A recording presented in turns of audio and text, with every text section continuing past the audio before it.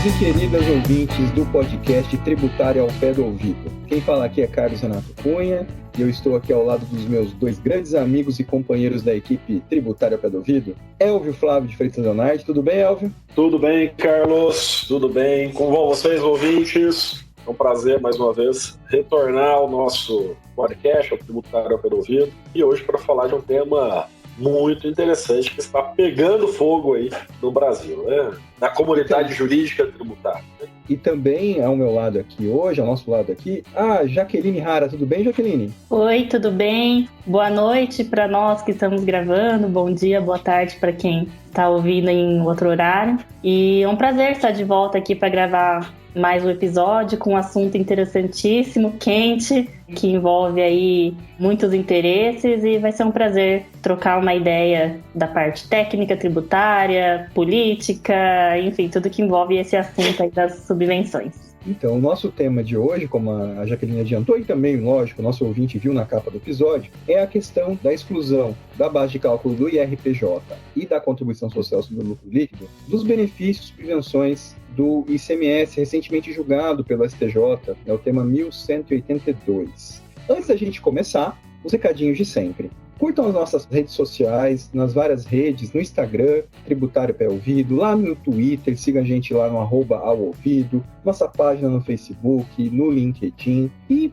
entrem em contato, mandem e-mail para nós por meio do e-mail contato@tributarioaopédoouvido.com.br, mandando sugestões de temas, um feedback que a gente sempre fica muito feliz de receber dos nossos ouvintes, além de seguir também as nossas redes pessoais aí dos membros da equipe. Então, vamos lá!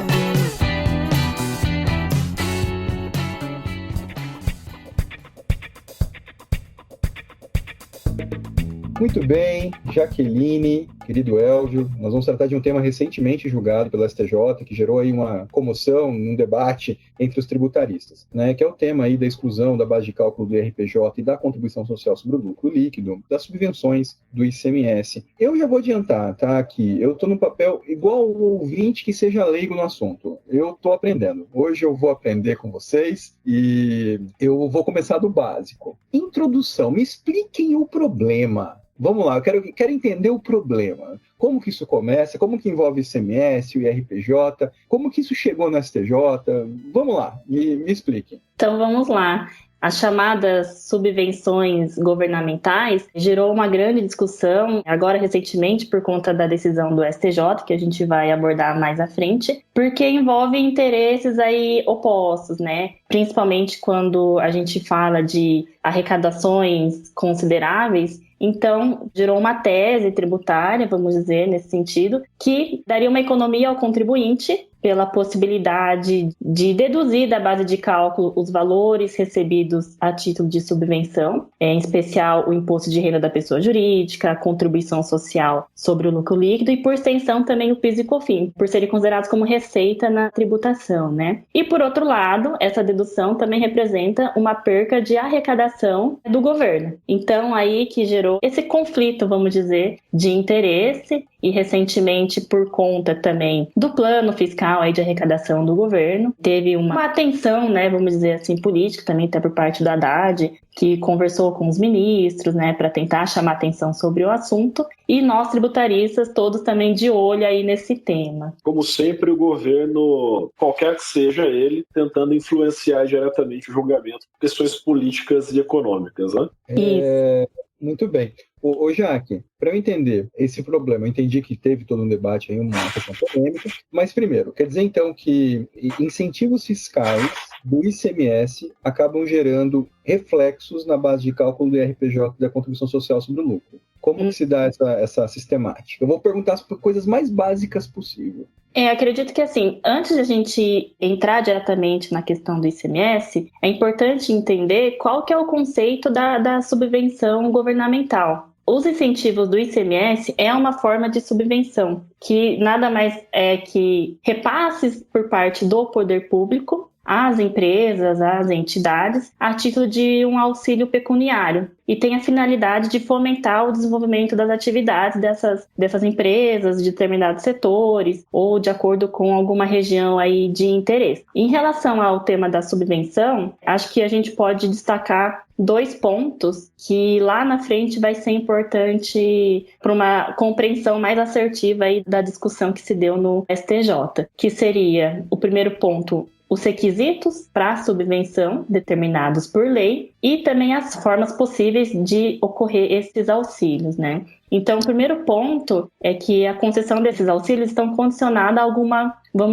contrapartida ou algum requisito a serem cumpridos por parte desse beneficiário. Então, um deles, que é o principal deles, seria a destinação dos valores desse auxílio para custos e despesas operacionais das empresas ou a expansão do empreendimento. Daí que surge a classificação de o que é subvenção de custeio e subvenção para investimento. Então, ao longo, né, da discussão ali das decisões, a gente vai ver muita diferenciação entre a subvenção de custeio e de investimento. Por quê? Veio um parecer normativo, é o parecer normativo número 112/78. Eu vou sempre falar os números, né, para quem quiser depois anotar e pesquisar. Então, ele trouxe algumas distinções conceituais entre essas duas subvenções. Praticamente é o seguinte, vamos separar assim uma tabela com 2 colunas, né? Subvenção de custeio da esquerda e subvenção de investimento da direita. Então, a subvenção de custeio, enquanto elas são vinculadas a despesas correntes da operação da pessoa jurídica, a subvenção de investimento ela é destinada para a expansão do empreendimento econômico da pessoa jurídica. Esse é o primeiro ponto diferencial entre um e o outro. Depois, a subvenção de custeio, ela compõe um resultado do lucro operacional e é registrado como receita.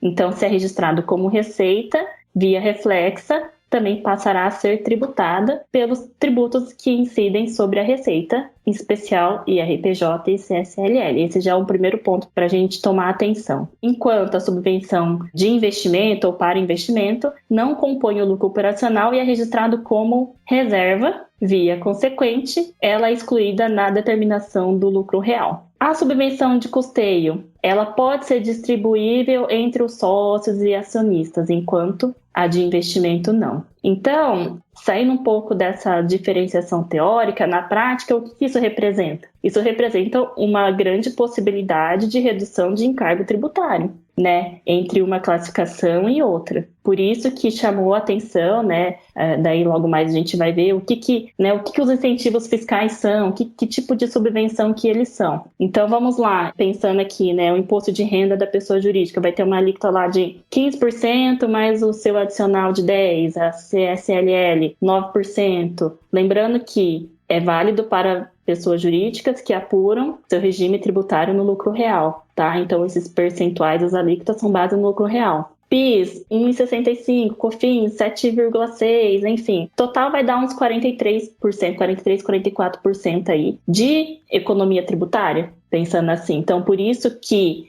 o tema da subvenção para investimento gerou tanta polêmica, causou tanta, destaque, porque tem uma representatividade financeira muito grande, ou para os cofres públicos, ou para contribuintes que se entenderam no direito de eventualmente abater essas subvenções da sua tributação e até mesmo restituir. Então, daí já entra naquela polêmica dos cofres públicos. E, enfim, essa diferenciação entre subvenção de custeio e para investimento foram representadas em lei, né? Então, a gente fala muito da lei artigo 30, da lei 12.973, que menciona sobre a questão da determinação do lucro real, e a lei 10.833 em relação à não cumulatividade ali da PIS e da COFINS. Esse é o primeiro ponto. Então, o primeiro ponto a gente abordou sobre a destinação aí dos valores recebidos como auxílio a título de subvenção. O segundo ponto seriam as formas que essas ações do poder público podem ocorrer. Então, por exemplo, natureza pecuniária. Às vezes o governo pode proporcionar um financiamento, um empréstimo para esse setor, para essas empresas. Pode conceder imóveis, conceder terrenos, instalações, maquinários. E os benefícios fiscais, né? Concedendo aí isenção,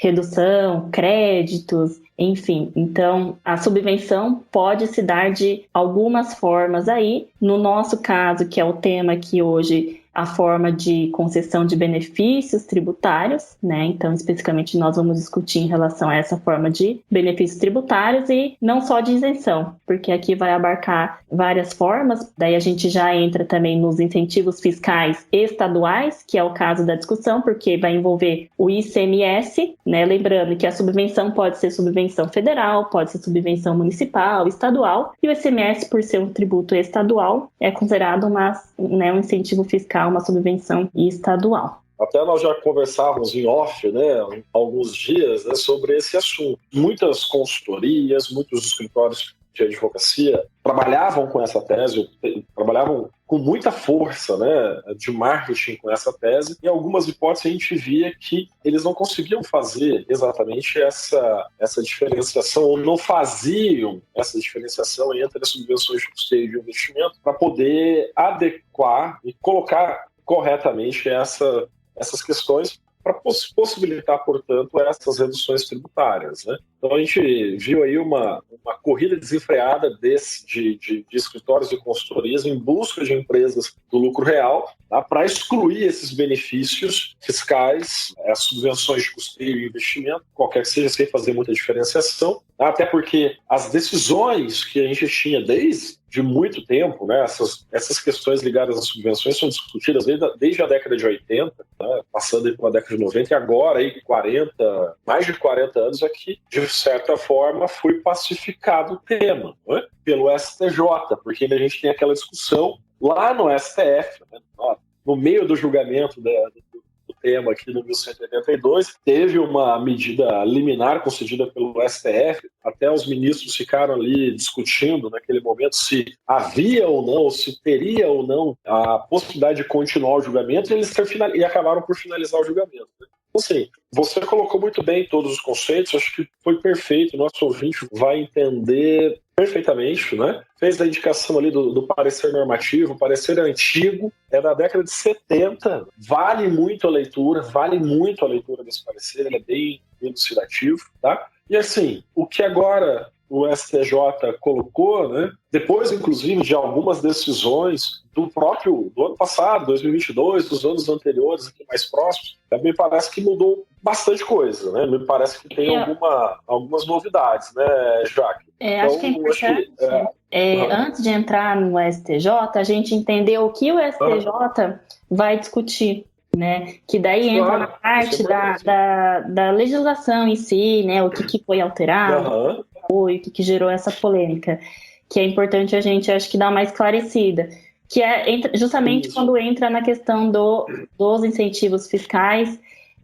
estaduais. Então, assim como todas as operações, tem o tratamento contábil, o tratamento tributário e os seus respectivos efeitos e incidências fiscais ou não. Então, foi isso que aconteceu.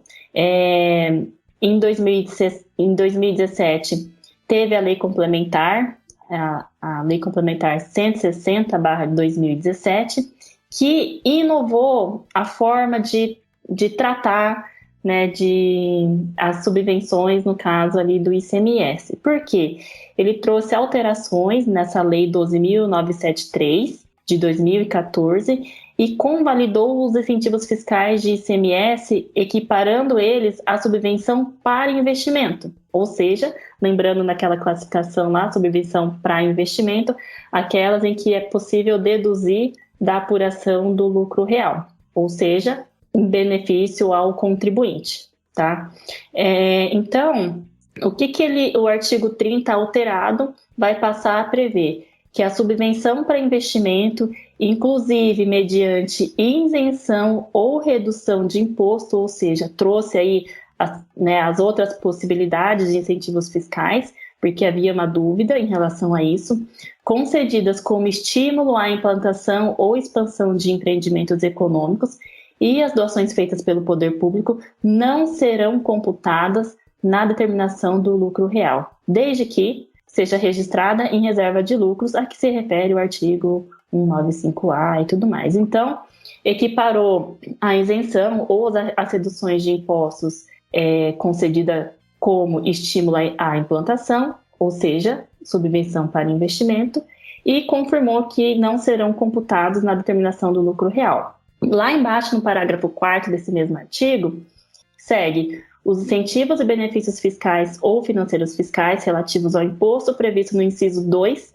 do caput do artigo 155, ou seja, o artigo 155 da Constituição vai falar justamente do ICMS, da competência do Estado, né, em legislar sobre circulação de mercadoria, etc., ICMS, concedido pelos Estados e Distrito Federal, são considerados subvenção para investimento.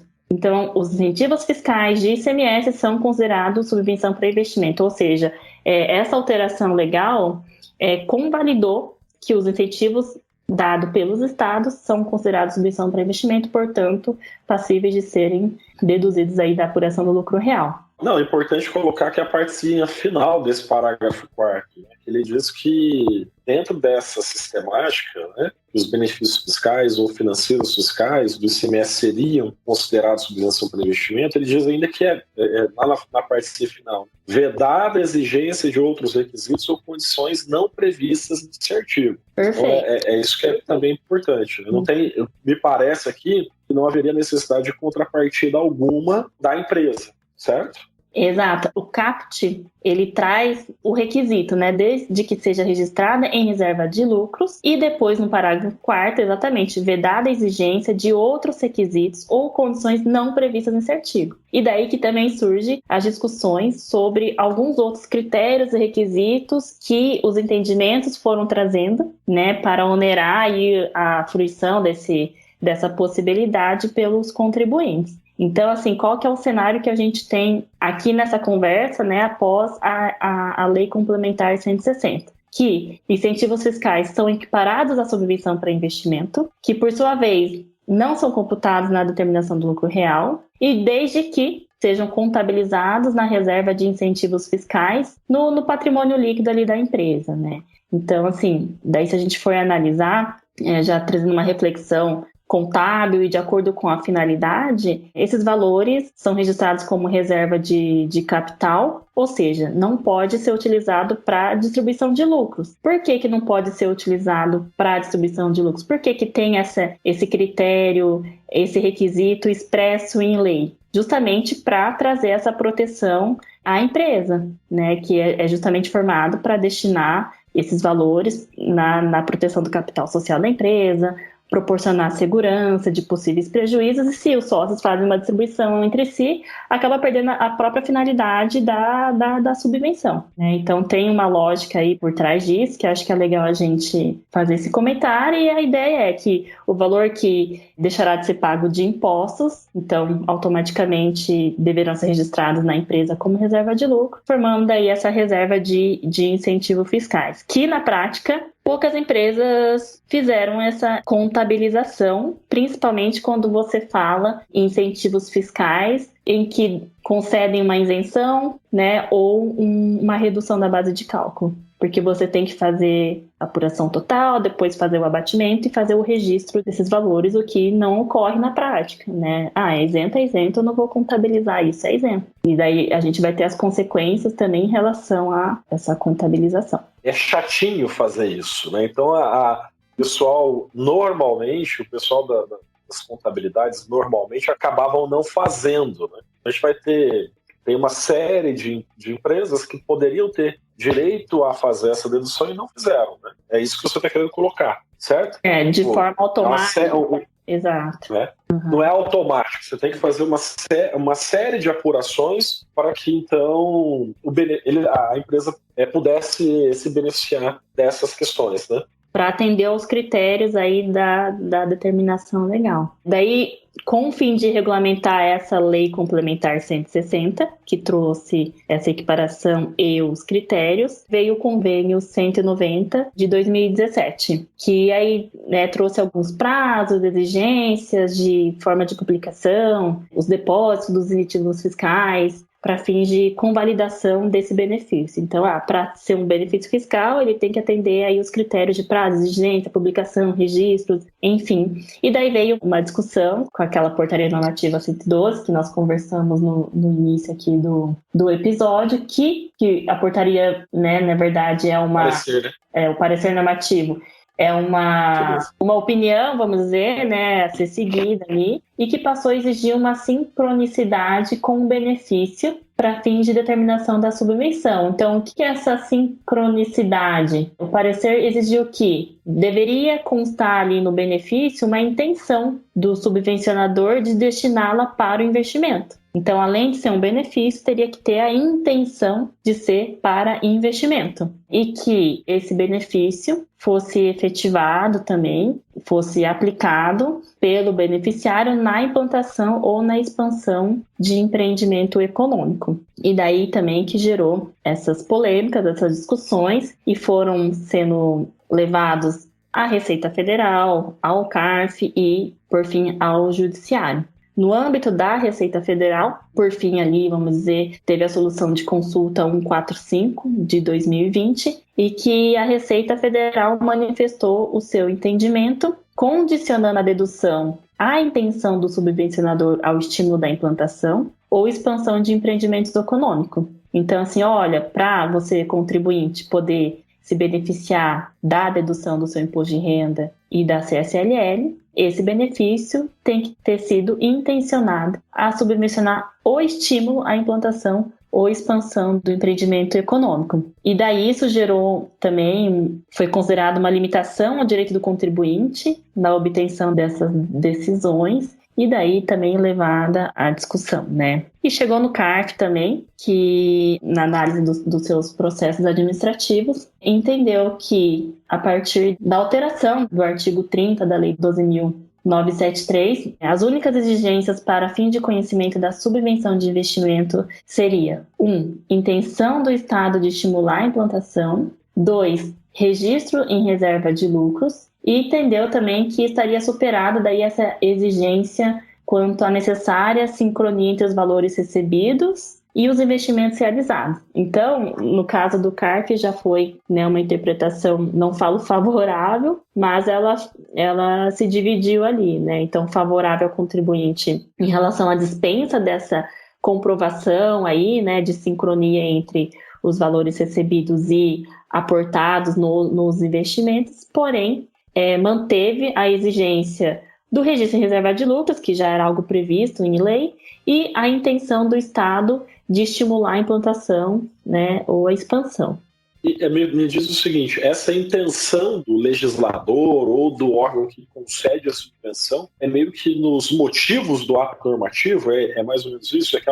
Vai lá, no projeto de lei tem os motivos, né, tem constar ali que é para gerar algum tipo de benefício econômico para o próprio Estado, em razão daquelas empresas que vão se utilizar desses benefícios, é algo nesse sentido? Eu acho que é uma exigência que, na minha opinião, não faria sentido, né? Porque se é uma concessão de benefício, né, já se presume que ela estaria intencionada aí, né, para a finalidade que serve. Então, eu imagino que seria uma manifestação expressa de que isso seria para expansão, né, e não para custeio, por exemplo. Acho que ele diz que essa diferenciação que eles queiram, essa que é a intenção, né, para classificá-lo como subvenção de investimento. Então, teria que ter alguma manifestação expressa, seja na exposição de motivos, seja ali, né, no corpo do benefício, enfim, condicionando aí ao investimento ou à expansão do negócio, enfim. Perfeito, né? Perfeito, ótimo. E depois isso tudo acabou sendo discutido no Poder Judiciário, né? Todas essas questões acabaram por ser levadas ao Poder Judiciário e o STJ é que tem inicialmente realizado esses julgamentos, né? Nós tivemos, como você já até colocou, um julgamento ainda ali em 2017, 18, né? Em que logo, inclusive, acho que após a Lei Complementar 160 de 2017, e depois nós tivemos esse novo posicionamento que aconteceu faz alguns dias, certo? Elvio, aproveitando, e como que foi a decisão de 2018 e como foi essa evolução de 2018 para agora? Não, a de agora a gente vai comentar daqui a pouquinho, mas como foi a decisão em 2018? Bom, em 2018, né, o que o STJ me parece, né? Agora a gente até fica na dúvida se foi essa mesmo a decisão ou o que quis o STJ, que eles afastavam, né? Foi o recurso embargo de divergência, salvo engano, o recurso especial 1.517.492, em que afastou-se a tributação do imposto de renda e da CSLL e falava dos créditos presumidos de ICMS, por entender ali que a União não poderia tributar essas exonerações sob pena de interferir na política econômica de incentivo estadual, né, inclusive com ofensa ao Pacto Federativo. E aí depois seguiu também, né, em uma outra decisão, falando já, tomando por base até a lei complementar 160, que essas subvenções estaduais, isso se caracterizaria as subvenções estaduais, não poderiam ser tributadas independente de sua classificação e destinação contábil. Então, assim, a gente tem uma série de decisões, né, pontuais do STJ anterior, né, inclusive tratando, em alguns momentos, falando, né, de benefício fiscal positivo e negativo,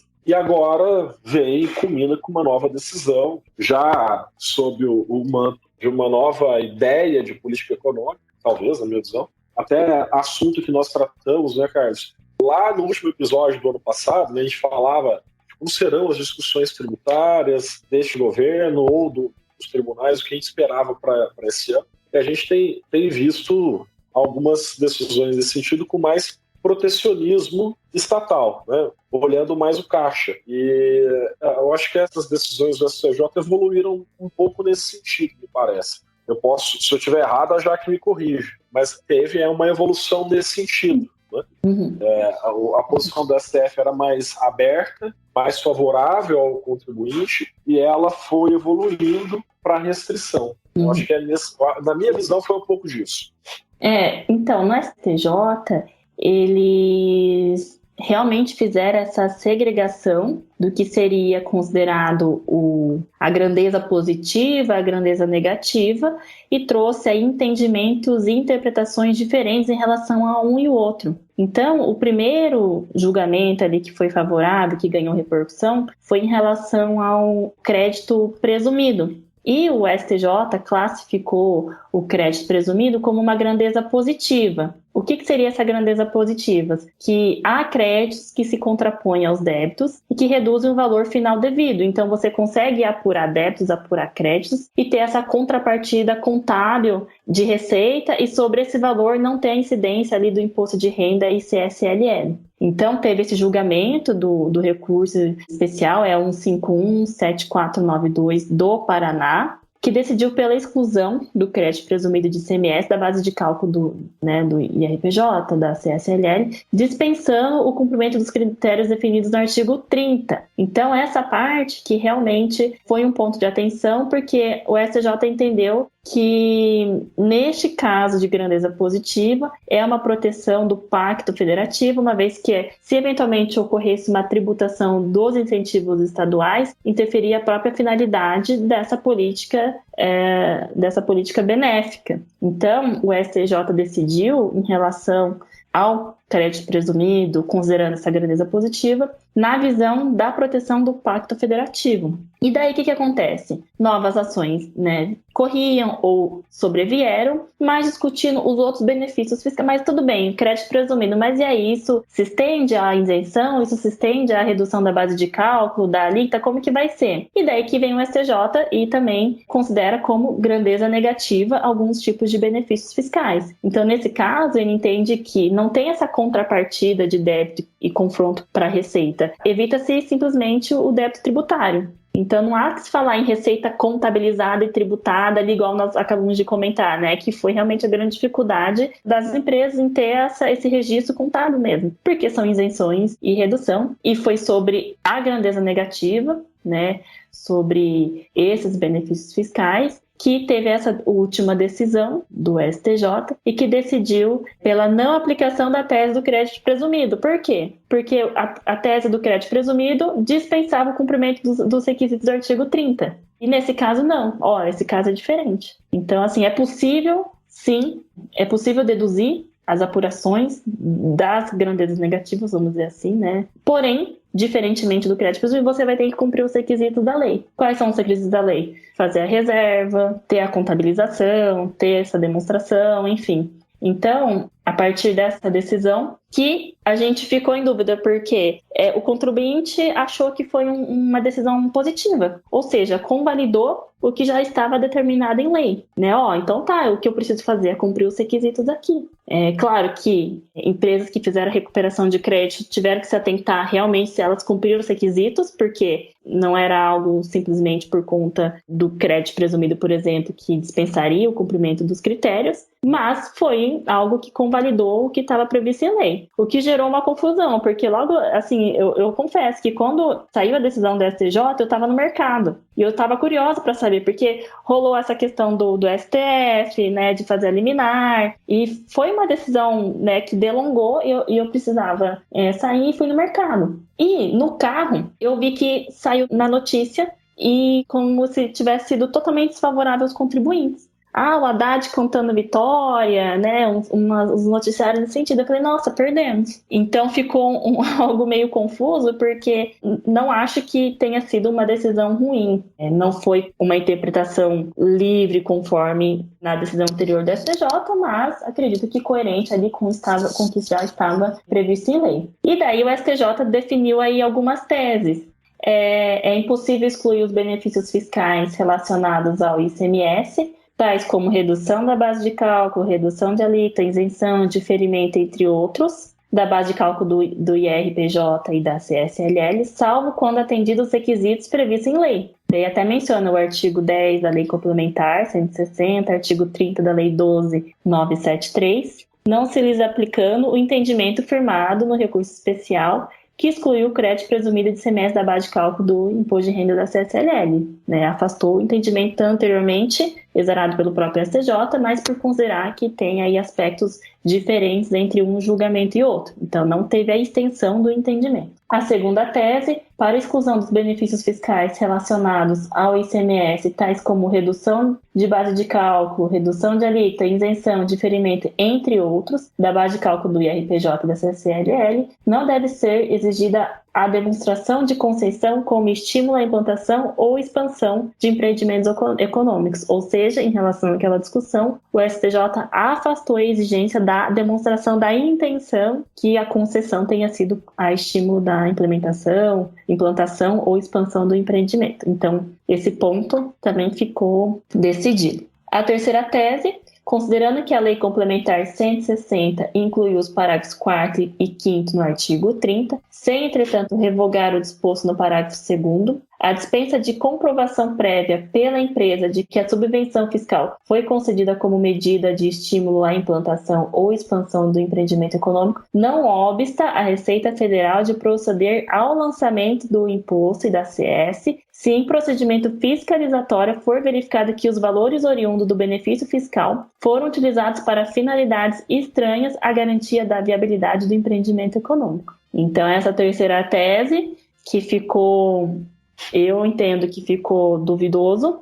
porque ela dá poder à Receita Federal de fiscalizar e falar para o contribuinte, esse valor aqui foi destinado para a expansão do seu empreendimento, me comprova, senão eu vou te autuar em relação às deduções que você fez. E esse critério, esse requisito não está previsto em lei, né? Está ali no parecer normativo, mas não é uma exigência da lei, e daí eu entendo que afronta a previsão do próprio artigo 5º, né, que o Elvio destacou lá ali atrás, que seriam os únicos requisitos, né, não podendo exigir outros além do previsto nesse artigo. Então, eu entendo que essa terceira tese pode gerar, sim, discussão, né, pode gerar aí questionamentos, porque afronta a própria previsão legal. E uma discussão, acho que fica aqui para a gente, né, já se na terceira tese, né, na minha visão, que permite um procedimento fiscalizatório da Receita Federal em momentos futuros,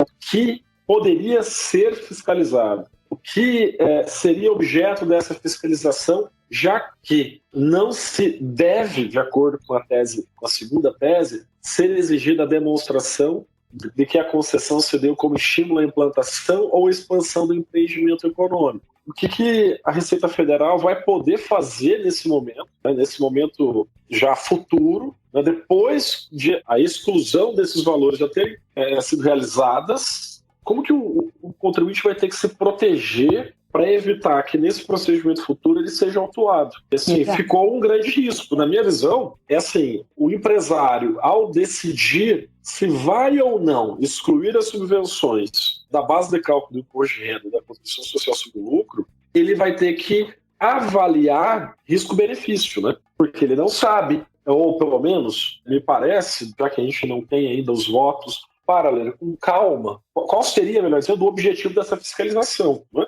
Aparentemente, assistindo o julgado, né, a gente poderia dizer o seguinte, na minha visão, né, olha, a fiscalização vai verificar algumas coisas. A primeira delas, né, se a própria destinação dos valores subvencionados pelo contribuinte, se ele foi realmente utilizado na expansão e empreendimento econômico, e se o contribuinte consegue comprovar que ele fez a escrituração, né, ou fez com essas subvenções, compossem a reserva de incentivo fiscal, né, ou efetivamente aumentou o capital social e não ocorreu a distribuição dos lucros. Até que ponto a gente vai? Porque vai cria para a gente aqui uma dificuldade para quem é operador do direito, até por orientação, né? Para dizer para o nosso cliente o que ele vai poder fazer. Não sei se você concorda comigo, mas eu acho que é meio meio por essa linha. É realmente um assunto que não se encerrou, ainda vai ter, né, esses questionamentos, essas polêmicas, mas eu acredito que a gente tem que diferenciar aí, né, o que é a definição de um regime tributário de um determinado instituto, que é a subvenção do investimento, é deduzível, não é, de custeio investimento, e os efeitos concretos aí dessa concessão ou não, né? Então, é importante ter essa separação, até por conta, né, a gente sempre fala aqui nos episódios de segurança jurídica, e aqui no nosso mundo tributário, a nossa segurança jurídica está muito amarrada ao judiciário, né, a interpretação das leis se tornam lacunosas, que são remetidas ao judiciário para definir. Dentro do próprio judiciário tem as suas bifurcações, né, e subinterpretações, enfim. Então, aqui é mais um tema que a gente está trazendo e não vejo, por mais que sejam assuntos diferentes, mas esse sentimento que eu tenho tem se replicado aqui no mundo tributário, pelo menos é uma opinião, né, uma percepção, não sei se vocês concordam ou não, mas a questão da legalidade, da segurança jurídica é algo que parece que é uma pauta que tem que ser priorizada. E não tô tendo um sentimento assim muito confiante em relação a isso, pelo menos ultimamente, e nessas últimas discussões que estão sendo levadas aí, né, pro STF, enfim, STJ.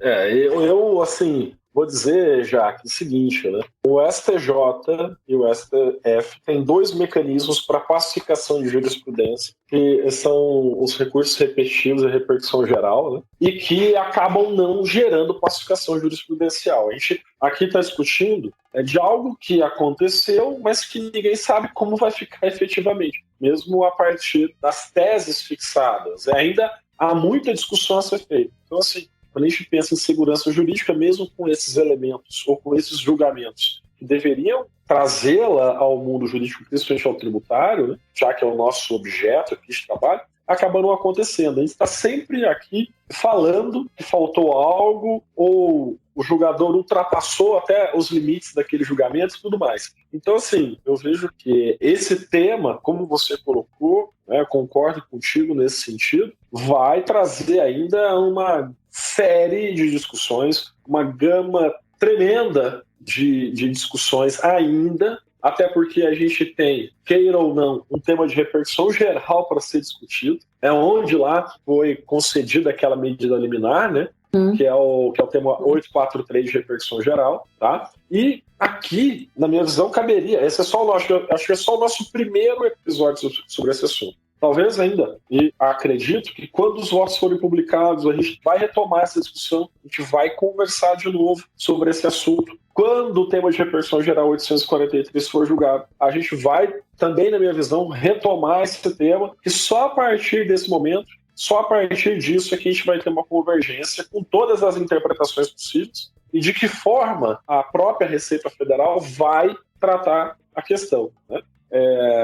E a gente já viu isso acontecer um pouquinho quando o tema 69 de repercussão geral foi julgado lá em 2017. Aí veio parecer normativo, veio instrução normativa, veio um monte de coisa, e a gente continua, em algumas hipóteses, discutindo isso, né? Discutindo as regulamentações posteriores ao julgamento do tema, né? Não à toa, agora em maio, entra em vigor lá a alteração da Lei 10.833 e a 10.637, trazem ali algumas discussões relacionadas ao próprio crédito, né? A exclusão do ICMS do crédito também, coisa que foi negada pelo Poder Judiciário. E, claro, é uma outra questões a serem discutidas posteriormente ainda é se vale ou não a pena o risco, né? O nosso cliente, se vale ou não a pena o risco, e fica aqui também para o nosso ouvinte essas questões, essas discussões, para que eles possam nos encaminhar ali sugestões de temas relacionados a isso e até discussões relacionadas a essa questão, para que nos próximos episódios que tratarmos desse assunto, né, a gente possa, com a visão também dos nossos ouvintes, discutir essas questões, não é verdade? Então acho que é importante esse primeiro episódio, que é o pontapé ali dessa discussão das subvenções, né, e a tributação das subvenções, para que instigue também o nosso ouvinte. E fica aí então, tá, ouvinte? Para quem está aqui conosco até essa parte final, né, entre em contato conosco, tá lá no Instagram, mande um e-mail, né, tem lá contato@tributareaopelouvido.com.br, mande um e-mail lá pra gente, ou no nosso Instagram, né, entre lá, mande uma mensagem que a gente vai ouvir vocês para a gente colocar essas discussões e essas dúvidas também nos próximos episódios. E aqui, Carlos, aproveitando, né, já que eu já conclamei os nossos ouvintes a virem conosco, né, trazerem suas dúvidas, já me despeço e deixo aqui um grande abraço a todos eles, né? Nós já temos mais de 70 episódios, isso é fantástico, né? E temos ouvintes para todos eles, né? 4 anos quase de podcast Tributário Operário Ouvido, sensacional. Então, assim, isso é muito por culpa deles, porque se a gente não tivesse ninguém nos ouvindo, né, a gente já tinha desistido. Então, assim, o nosso podcast está aí, na minha visão, é um grande sucesso, quase 4 anos, espero comemorar muitos outros anos, né? E precisamos da participação deles, né? Muito bem, eu também vou aproveitar para me despedir, agradecer aí os ensinamentos da Jaque, do Elvio. Eu aprendi muito sobre o tema, espero que os nossos ouvintes tenham gostado. Um grande abraço. E agora fica você aí, Jaque, para fechar. Pegando em bala aqui do Elvio, eu ia sugerir para o ouvinte entrar lá no Instagram e no post desse episódio comentar lá o que achou da decisão do STJ, se enxergou como um desafio, uma barreira, ou se viu uma oportunidade aí, né, para as empresas, para os seus clientes e até para a própria atuação no tributário. Mais uma vez, quero agradecer a oportunidade aí de participar de um episódio polêmico, mas é um assunto legal de se debater, de entender. Espero aí ter conseguido passar um pouquinho sobre as subvenções e as possibilidades de dedução dos impostos. E estou lá no meu canal de comunicação também, no meu Instagram. Tem o Instagram do Elvio, do Carlos Renato, no nosso ali. E fico à disposição de todos. Muito obrigada e até uma próxima oportunidade.